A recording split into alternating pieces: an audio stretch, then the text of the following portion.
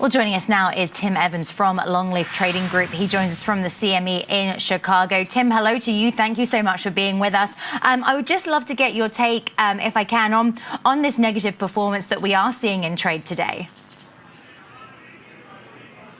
Hey, nice to be with you today, Natalie. Yeah, I mean, I think really kind of the tone of the market here as we're starting this week is, we're kind of drafting off of the effects of the non-farm payroll number released in the U.S. last Friday. On first glance of that report, the raw number itself in terms of new jobs looked pretty good. But, I think as the market began to kind of go and take a deeper look at those numbers that were released, some of the concern that we saw was in the lack of wage growth in that number. And that wage growth is really what the Fed is going to be ultimately looking at to give them the confidence to potentially continue to push interest rates higher. So, I think the market's a bit on the defensive because of that today. So I just wanted to hone in on US dollar performance and what we're noting coming through in the currency space. We're seeing the US dollar, in fact, extending losses against the yen, hitting a 2-month low below 112 yen.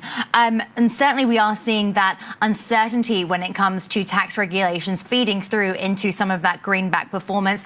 Just give us some color, if you can, around what you're noting when it comes to that USD price action.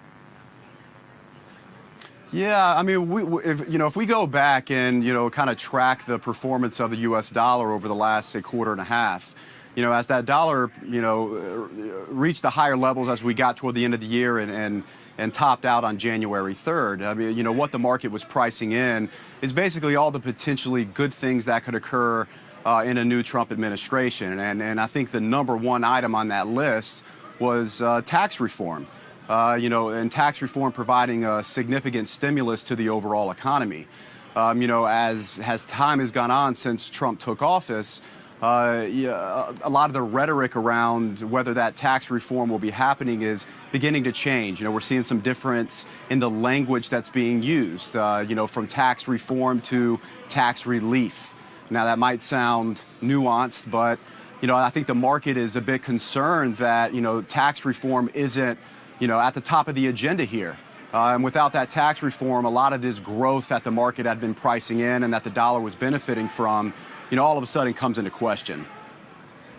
We're also watching gold quite closely. Naturally, there is correlation between the moves that we see in the US dollar versus the precious metal price performance. We're seeing gold prices, in fact, rising to new highs at the start of this trading week. That volatility also expected to feed through into this story, but not appearing to shine through as much as perhaps expected. Yeah, I mean, following that, again, that non-farm payroll number on Friday, I think the lack of volatility speaks very well to, the future prospects of gold.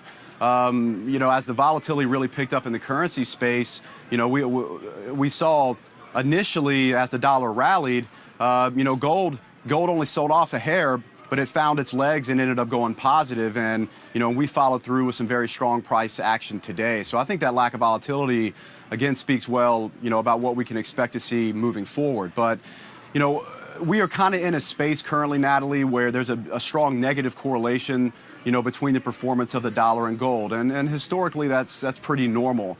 But I think a lot of the uncertainty of a lot of these executive action that the Trump administration's been putting into place and the potential legal battles that, we could be facing here as they're trying to implement those executive action, could ultimately give the market a lot of uncertainty that gold will, in fact, benefit from. So, that uncertainty on top of a lower dollar, I mean, that's an equation for very strong gold prices. Certainly that feeding through. Gold prices now trading off a new 2017 high. Tim, we'll have to leave it there. Thank you so much for your time today.